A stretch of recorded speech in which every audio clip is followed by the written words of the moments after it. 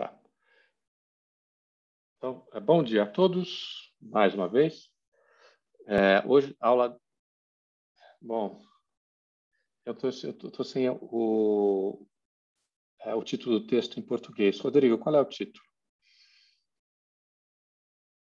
É o ritual de interações, né?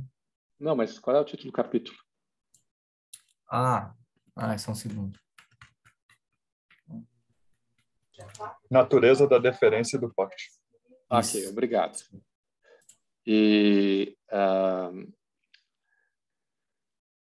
um texto do Goffman e está no Interação Ritual. Então, vamos fazer nossa primeira rodada. Vamos lá, Arthur, manda bala.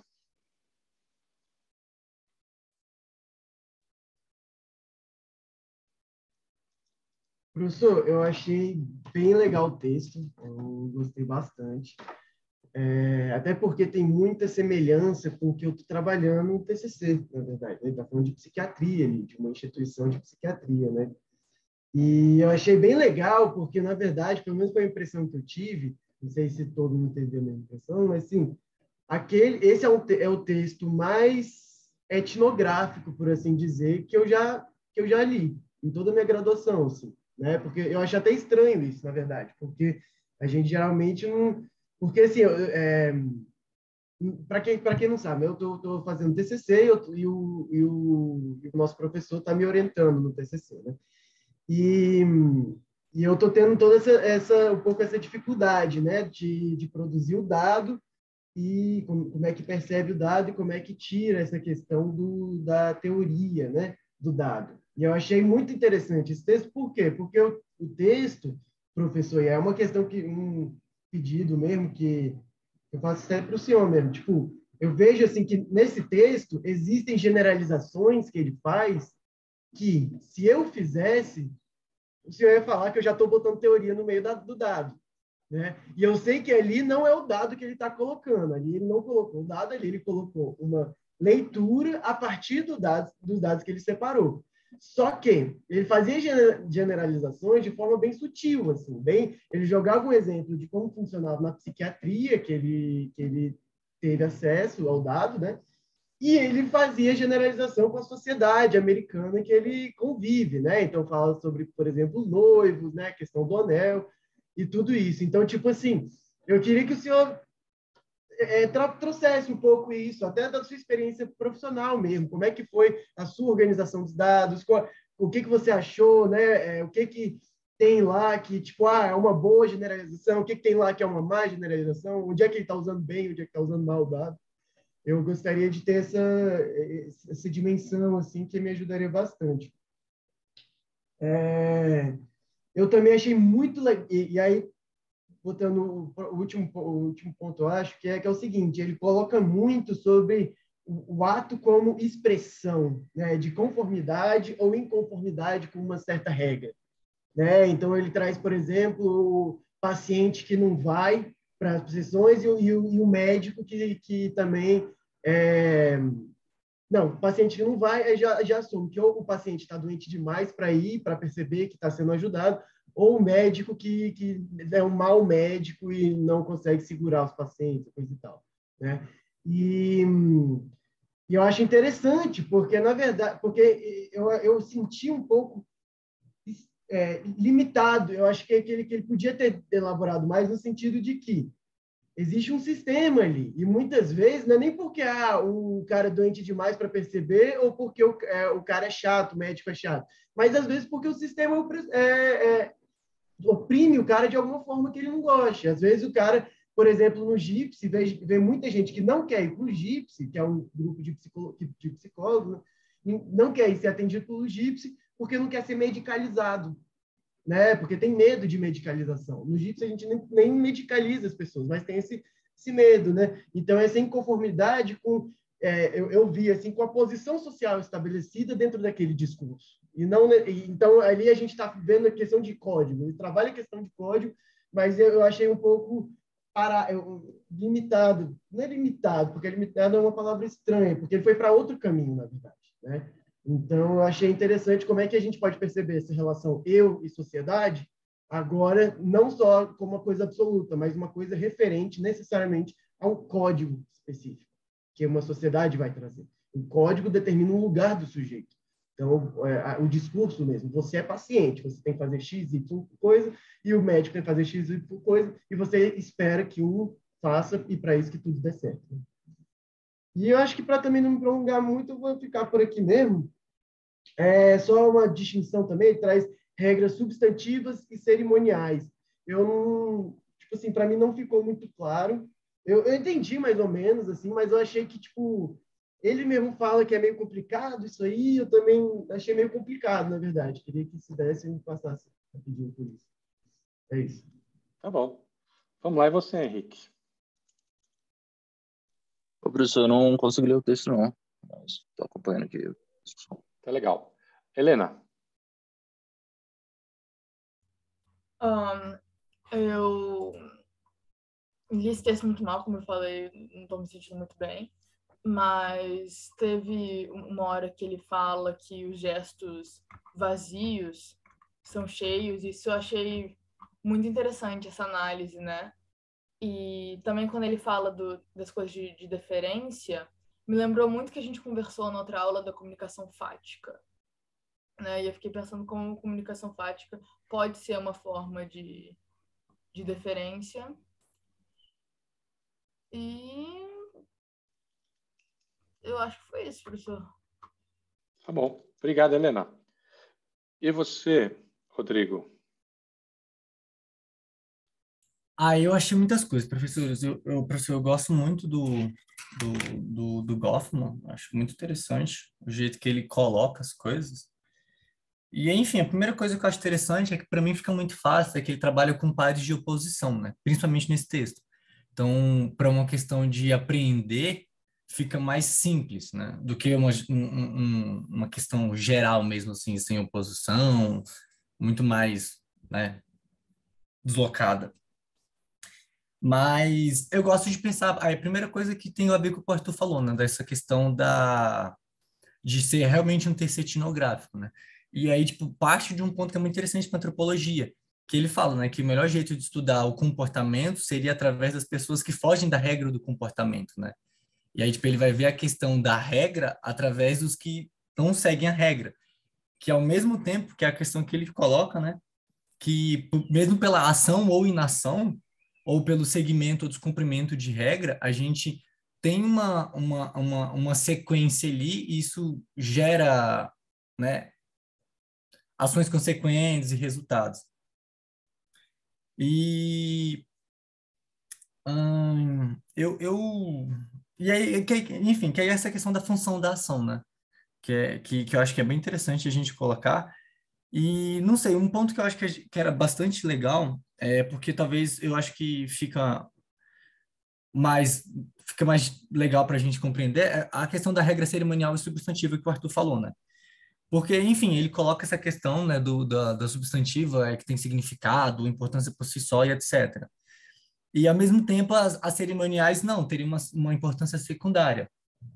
Só que, na leitura, eu fiquei pensando o seguinte, como ele está falando de dessa questão da função, né, da ação, por exemplo, eu até colocaria como uma ação secundária, essa ação cerimonial. Só que, ao mesmo tempo, ela produz resultados assim como a ação substantiva. E aí a gente entra só na questão de, sei lá, talvez até uma hierarquia da formalização, porque a gente tem essa substantiva enquanto leis, enquanto tratados e etc., mas ao mesmo tempo, aí no caso a cerimonial que ele coloca como etiqueta, por exemplo, é uma formalização, né? Só não é uma formalização tão tácita. Mas aí eu fiquei pensando nesse nível que opera essa distância entre uma e outra.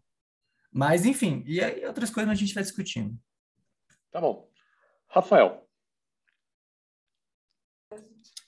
Eu gostei muito do texto. É bom ler um texto bem escrito, bem traduzido. Acho que as ideias vão se encadeando muito bem. Eu também gosto do Goffman, já que quando eu fiz jornalismo, a gente estuda muito ele. Então, eu já tinha algum conhecimento, só eu não li o capítulo anterior, nem vi a aula, justamente por causa da guerra, que ela estourou naquele mesmo dia da aula, eu tive que trabalhar. Mas achei que gira em torno do negócio da sacralidade particular, né? De como a pessoa se sacraliza. Lá nas conclusões, ele fala que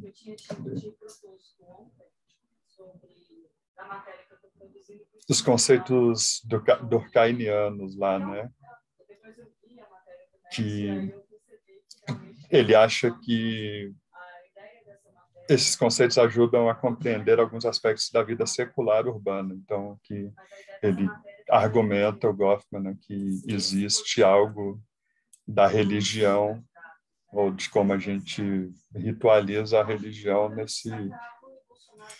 nesse convívio cotidiano. Que é mais? Achei interessante como ele constrói isso de como a imagem da pessoa é feita em parte pela atitude dela, em parte pela percepção social.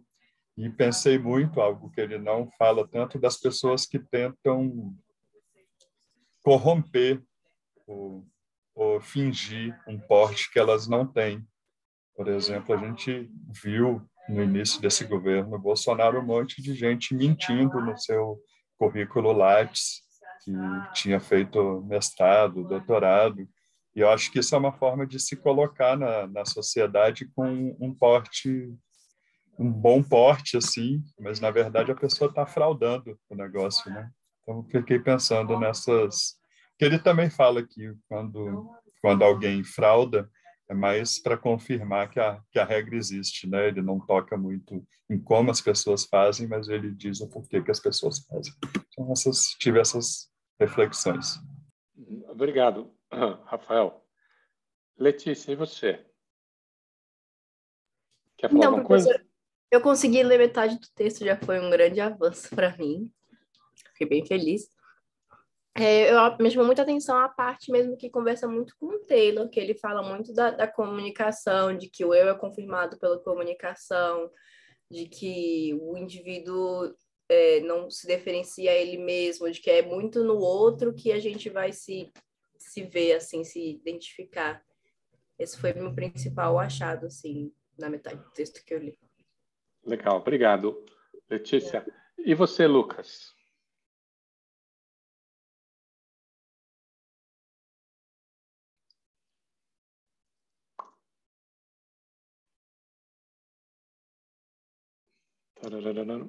Bom, talvez o Lucas não esteja podendo falar. E você, Camila? Bom dia, professor. Eu não consegui ler o texto. Tá bom. O Vitor entrou e sai. Tá. E você, Andrew? Eu gostei do texto. Gostei da parte anterior também, da aula que eu não pude participar. Eu acho que esse tema aí da fachada é uma coisa que interessa muito, né, enquanto artista, assim, e tal, que você tem que estar sempre se apresentando para as pessoas. E também na minha parte criativa eu escrevo muito sobre isso e tudo mais. E aí, especificamente dessa parte do texto, eu achei interessante a questão da deferência e do porte, assim. Tem um breve momento que ele cita a questão de um funcionário negro, como ele é tratado por uma paciente, né, que é preconceituosa e tudo mais, e aí ele passa bem rápido sobre isso, mas eu fiquei pensando nessas questões de porte e deferência quando se é, né, uma pessoa que vive numa sociedade racializada e como essas coisas mudam, né, e se alteram em função disso. Também do final do texto eu gostei muito do que ele fala sobre, que o nosso colega aí até comentou, né, da situação desses rituais da sacralização do indivíduo e de como houve essa substituição, né, do sagrado dos deuses pela figura do eu. Aí é isso.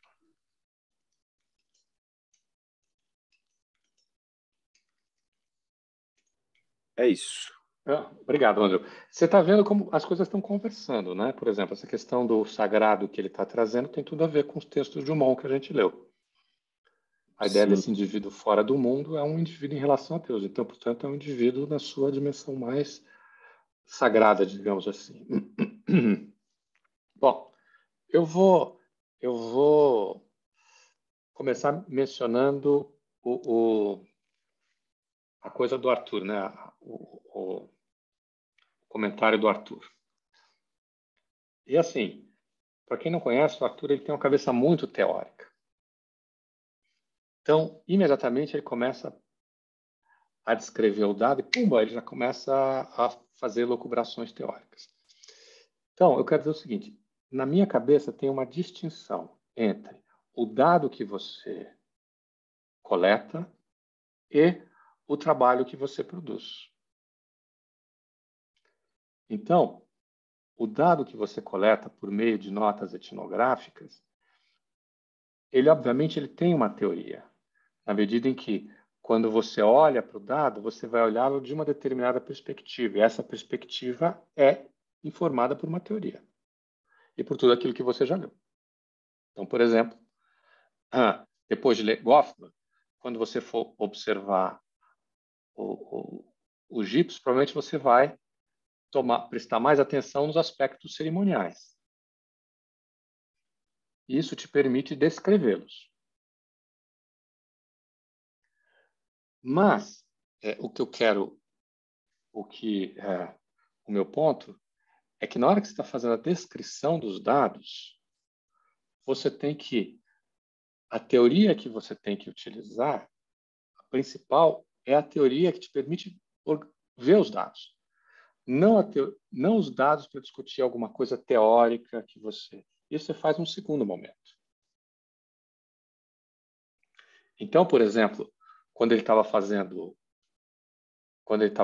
pesquisa, ele provavelmente fez imagino que ele deve ter feito várias anotações sobre vários desses casos que ele está apresentando.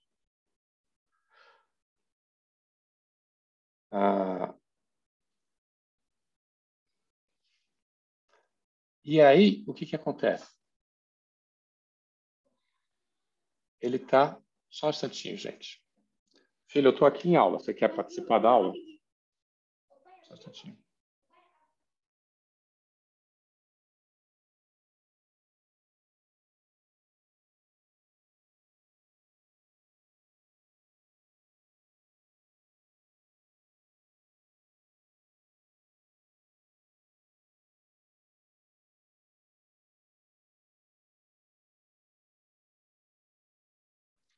Desculpem, meus caros. Vocês sabem como é.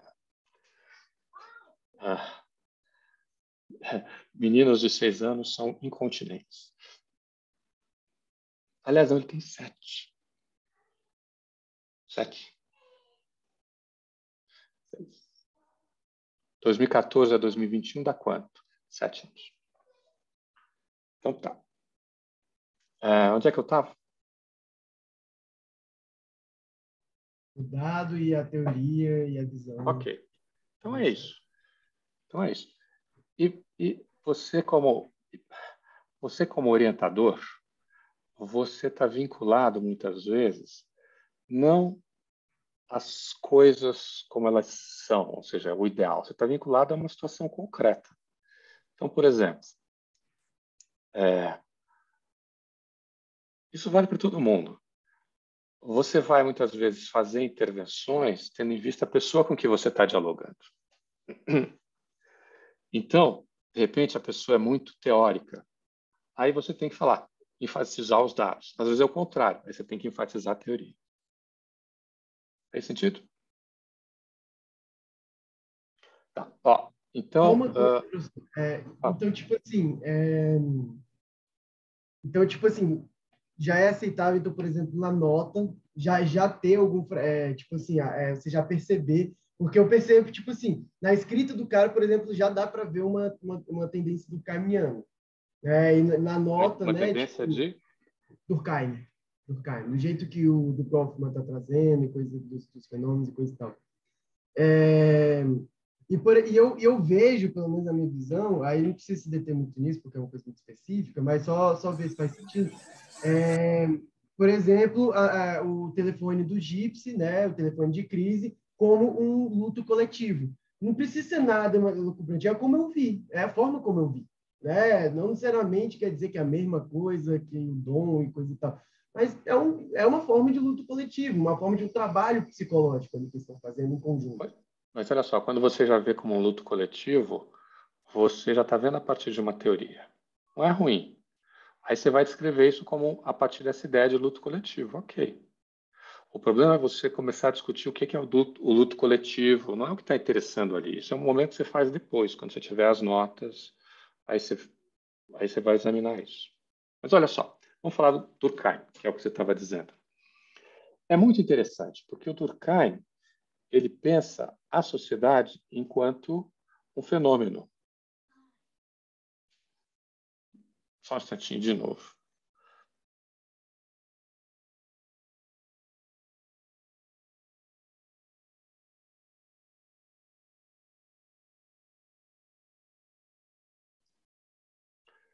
Desculpe. Então, mas ele vê a partir dos indivíduos. Então, o que ele faz? Ele se apropria do Durkheim, transforma o Durkheim, e o que ele toma não é a ideia de... não é o método durkheimiano. O que ele toma é o quê? É a relação entre rituais e sagrado, que ele transforma em uma coisa completamente diferente. Por quê? O ritual para o Durkheim e a sacralidade ele está vinculado a momentos muito distintos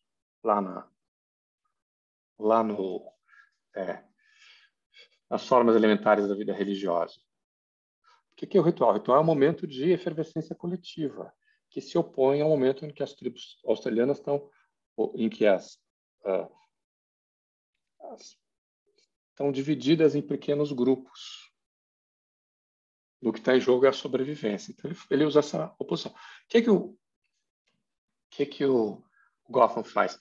Ele traz isso para a realidade mais comesina. Você tem cerimônias e rituais a todo momento. A relação das pessoas entre si, ela é mediada pelas regras, por esses rituais. Que, por sua vez, tem a ideia de sacralidade, está presente. Essas regras elas têm um caráter sagrado, como o indivíduo também, que é a ideia da face, né? Se colocarem. E ele traz uma coisa também durkheimiana, que é a ideia de que o social ele é o sagrado, né? Ele equivale ao sagrado. E ele faz uma outra coisa, ele junta isso com a ideia de jogo. O que é a ideia de jogo? Porque as pessoas vão jogar com essas regras. Então, o que as pessoas vão fazer depende das decisões delas. Mas elas vão fazer nesse mundo de regras, no qual você tem interesse, você tem... E eu acho, tem essa dimensão, né? De que essas regras, elas só conseguem se manter pela ação coletiva. Mas, ao mesmo tempo que elas só conseguem se manter pela ação coletiva, os indivíduos têm interesse em cooperar para mantê-la.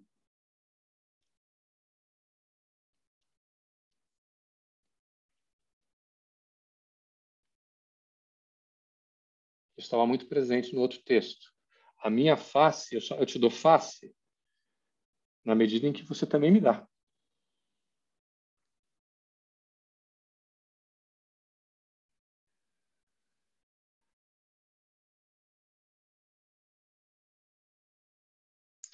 Agora, eu achei essa ideia essa tradução de porte ruim. Eu não gostei.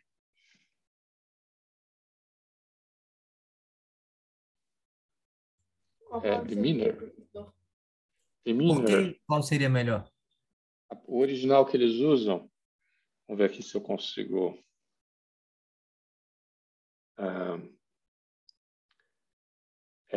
demeanor. Opa. Eu vou botar aqui no nosso... Ó. Deixa eu pegar aqui.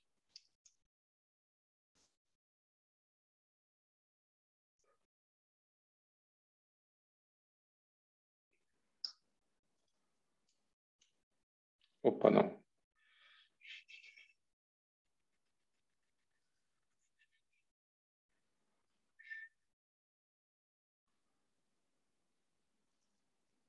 Ó.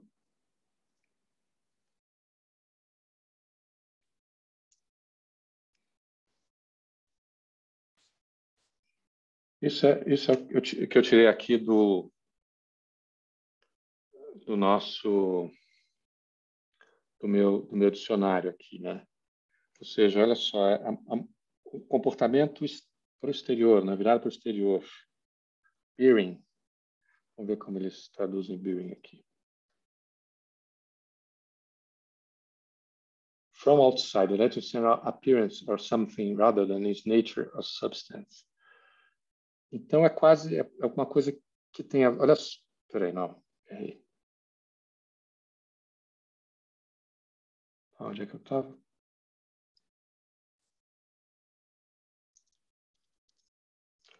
A person's way of standing or moving.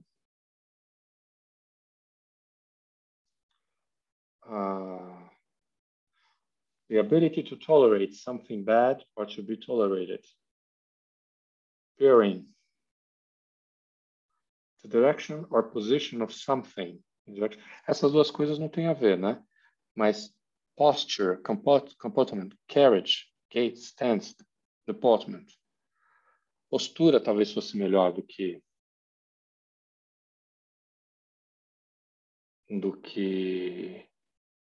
como é que ele porte. Porte.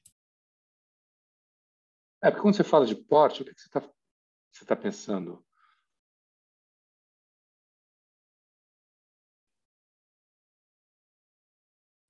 Eu não sei, eu acho que eu até enxergo como se fosse algo bem próximo à postura.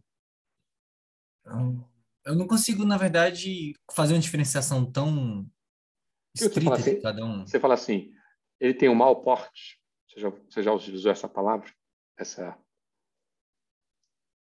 Mas você fala assim, eu gostei da postura dele. Quando Eu acho que a alguém... gente usa uma construção diferente, que ele até usa só em uma frase, ele não sabe se portar. Ok. Mas quando você fala, ele não sabe se portar, o que você está dizendo? Que ele não tem uma boa postura. Que ele não tem Odeio. etiqueta, como diz o texto. Não sei, você gostou da tradução, então? Gostei do seu comentário. Você gostou da ideia de porte, então, Rafael? Você achou que foi bom? Eu achei que faz sentido quando a gente faz essa tradução do como se portar, porque até chegar aí eu não tinha entendido exatamente o que ele queria dizer com porte. Entendi.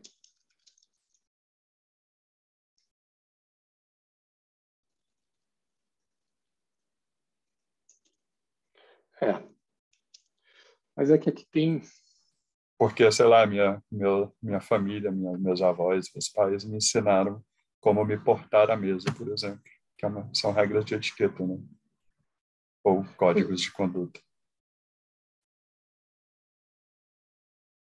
Pois é, mas olha só, na hora que ele está falando disso, ele não está falando só da maneira como se comportar, ele está falando da maneira como a pessoa se veste. Quer ver, ó?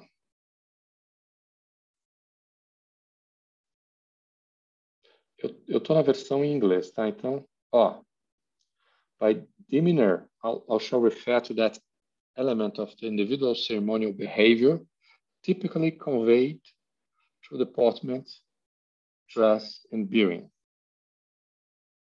Olha só, eu me refiro àquele elemento do comportamento cerimonial do indivíduo, ou seja, é um elemento do comportamento cerimonial.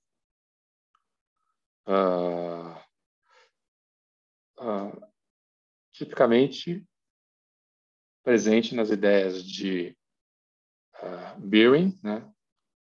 Talvez bearing, a gente pode dizer porte, vestimenta e deportment.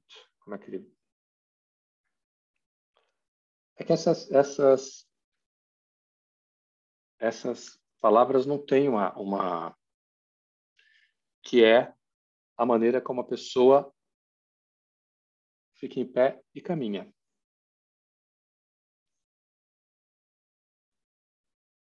Ou seja, não existe uma tradução 1 a 1, né, desses textos, dessas palavras, né, para cá e para lá.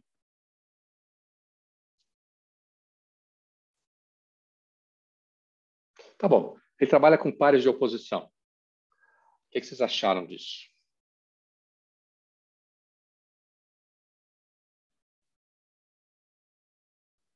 Eu gostei disso, e principalmente quando ele coloca as relações como simétrica e assimétrica, e os termos que ele dá, que ele usa ator e receptor, achei que deixou a ideia bem clara, eu achei legal. Legal. Enfim, mais comentários, vamos lá. O que você achou, Arthur? Eu já vi que você não concorda muito com a Helena. Professor, na verdade, eu gostei bastante dessa relação, né, dual. Mas eu acho que, tipo assim, algo tem aí que a gente pode trabalhar, que é o seguinte, que não é só sobre quem reconhece e quem é reconhecido, mas também tem outros no sistema que ajudam no processo de reconhecimento. Então, como assim? Então, quando eu me identifico com um paciente e eu sei que tem um tanto de regras que eu tenho que fazer para que meu atendimento funcione, e a mesma coisa acontece com o médico, né?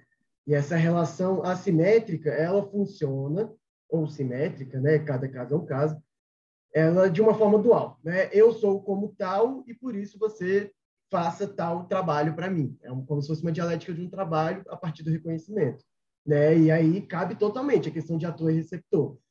Pai e filho, professor e aluno, médico e paciente, médico e enfermeiro. Só que ainda tem um público ao qual está sempre observando essa relação. E isso que é interessante, né? A dinâmica do reconhecimento não é só sobre, por exemplo, o patriarcado e o feminismo, por exemplo, entre um homem de família e a mulher, por exemplo, que se rebela. Mas também tem toda uma sociedade que reconhece essa relação, né? Então, por isso que o ato expressivo, ele não é um ato só dual, né? Por isso que eu acho que o par de oposição, ele é importante, mas ele não pode esquecer do fato total, por aí assim dizer. E aí é interessante você ver a noção de pessoa especial em contraste com pessoa total que ele faz, né? Que nós não somos pessoas totais, nós somos pessoas especiais. Cada um tem a sua própria singularidade. Foi assim que eu entendi. Cada um tem a própria singularidade e o discurso tem uma tendência de homogeneizar, né? Médico é médico, paciente é Não, paciente. sim, mas o que ele estava falando ali era uma coisa diferente. É que quando você se relaciona com o outro, você não se relaciona com uma pessoa total, geralmente.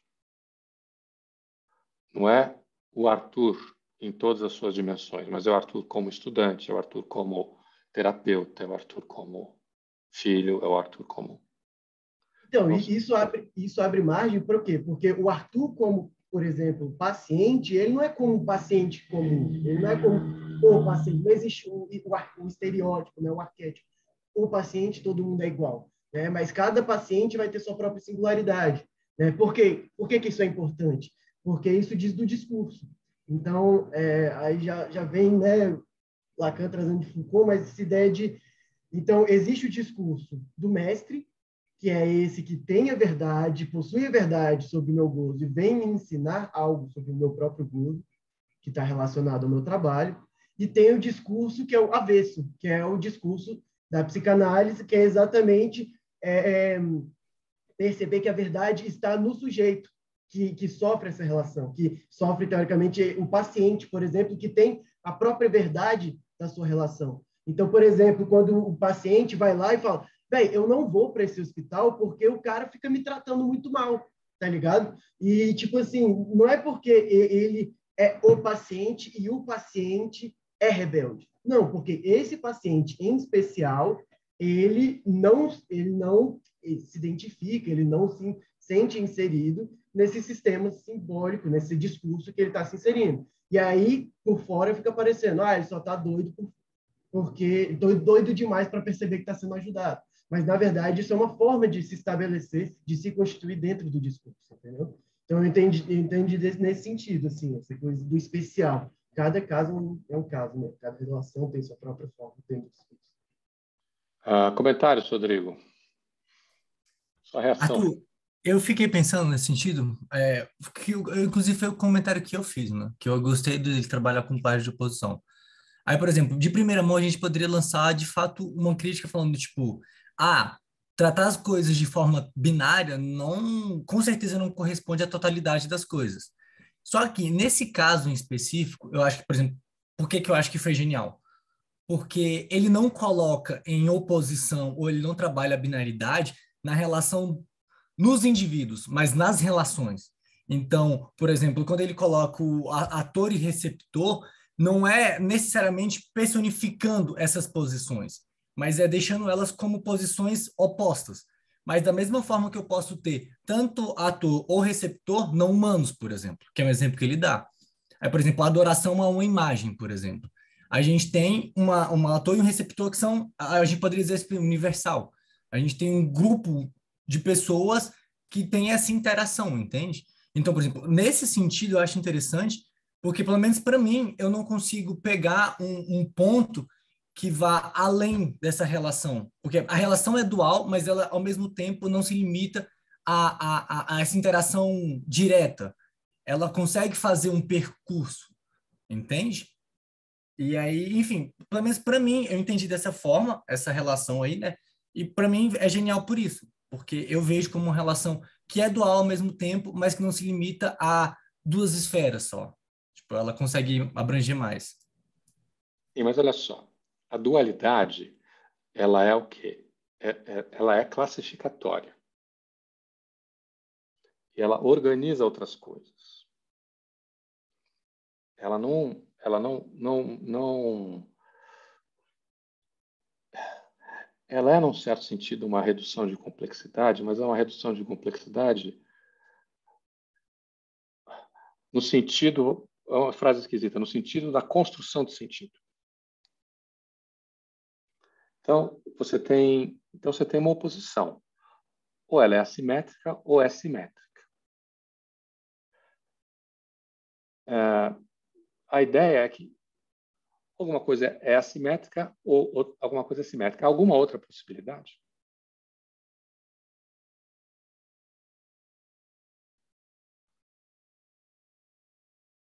Talvez a não relação, mas eu acho que não cabe, né? Mas a não relação, ok. Se tem a relação, ela é simétrica ou ela é assimétrica.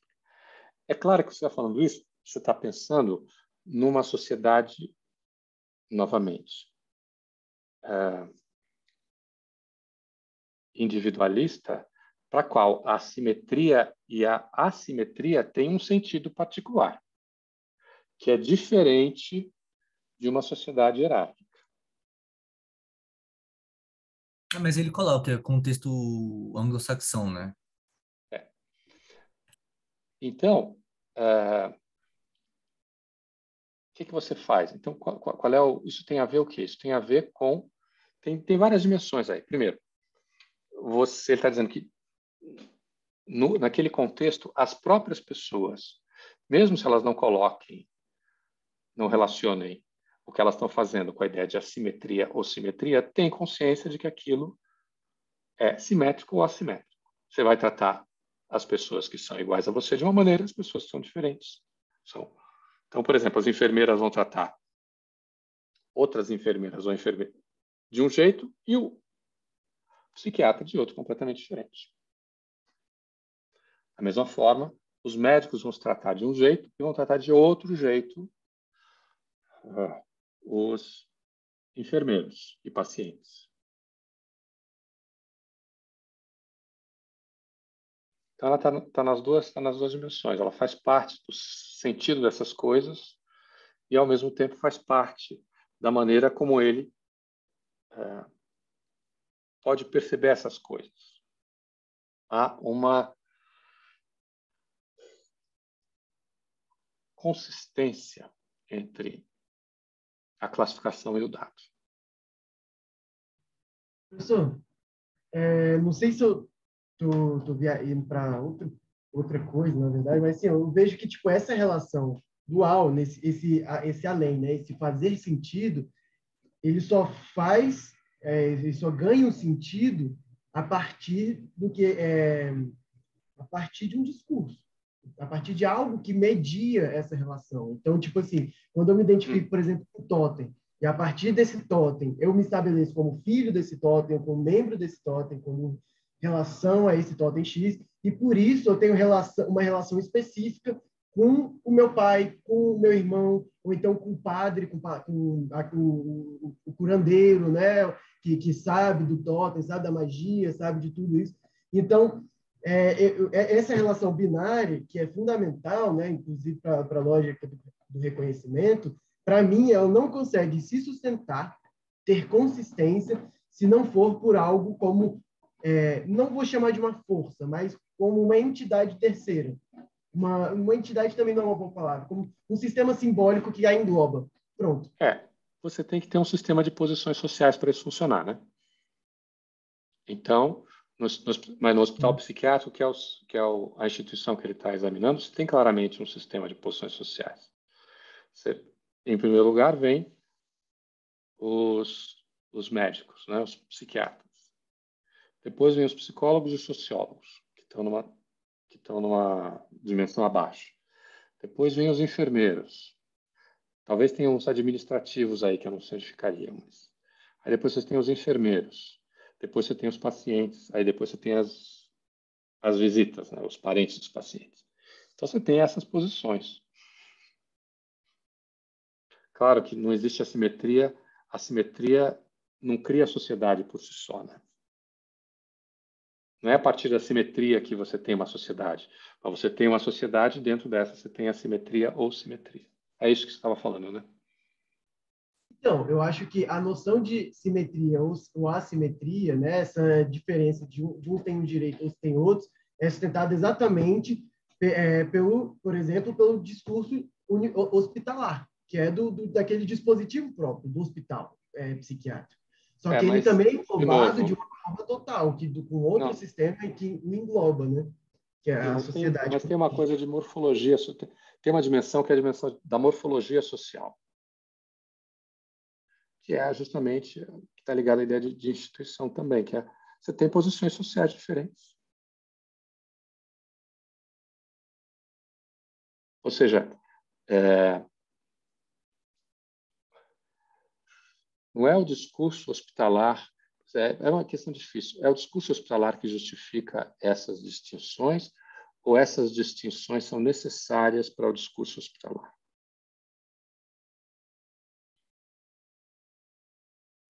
Ou seja, para você ter uma discurso hospitalar, você tem que ter médico e hospital e...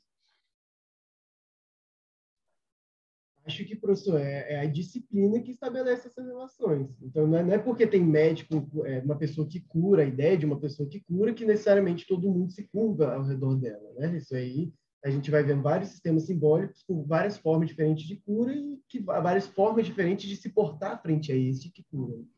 O que eu quero te dizer, Arthur, é que você não é capaz de reduzir um ao outro. Você tem que entender os dois, eles em relação. Ou seja, o discurso hospitalar só faz sentido numa determinada situação que você tem certos tipos de instituições e dentro dessas certos tipos de posição e vice-versa. Entendeu? Então, não é um que causa o outro, mas um determina o outro, no sentido de que um dá sentido ao outro. Inclusive, a própria ideia de fazer crítica só faz sentido se tiver um contexto que faça sentido anteriormente. Só se você tem cerimônia que você pode fazer crítica à regra de cerimônia, senão você não pode. Claro. Então, nesse caso específico, você tem que pressupor a regra, que a regra é anterior à crítica. Não faz sentido você criticar o que não existe. Eu não entendi como é que isso difere do que eu estava falando, porque exatamente o discurso, o que eu estou chamando de discurso é exatamente essa regra social, essa convenção social do hábito. É isso que eu estou chamando de discurso. É como se lida com o outro. É porque eu entendi mal, então. Porque quando você está falando de discurso, tem várias... Não está falando da cerimônia do que ele está falando, porque ele está falando de um... Embora ele esteja num hospital psiquiátrico, ele não está falando exatamente do hospital psiquiátrico. Ele está usando o hospital psiquiátrico para falar da questão da cerimônia, de como as pessoas mantêm a face, né, a deferência e, utilizando a expressão em português, o porte. Eu prefiro postura, eu vou usar postura. A postura frente aos outros nessa situação. Então, e no final ele tem algumas considerações específicas sobre as estratégias nesse ambiente, que são as conclusões, né? Tem o primeiro parágrafo, que é uma coisa mais geral, e depois eu vou fazer considerações mais específicas que dizem respeito ao coisa. Quando você fala em discurso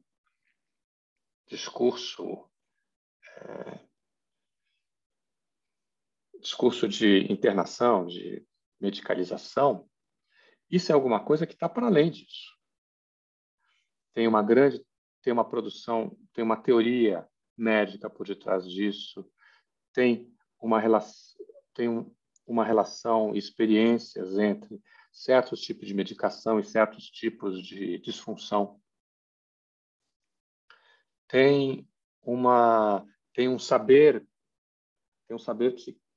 psiquiátrico, tem um saber psicológico que estão relacionados. O médico pode até achar que o que ele faz é importante, mas hoje as coisas já mudaram um pouco, né? Talvez naquela época não eram mais. Hoje em dia, se você vai ao psiquiatra, ele vai dizer assim, olha, você tem que fazer uma terapia. Porque se você não faz uma terapia, isso aqui não vai fazer efeito. Isso aqui te ajuda, mas você precisa de uma terapia para... Então, as duas coisas estão muito mais conectadas do que... E os psiquiatras fazem um esforço hoje para dominar categorias psicanalíticas. Ou da psicologia, qualquer tipo de dimensão psicológica. Como é que a gente fala de... Não é teoria, Bom, enfim. Então, eu achei muito legal essa explicação, que realmente a gente estava entendendo coisas diferentes, realmente, porque o que você está considerando discurso, né?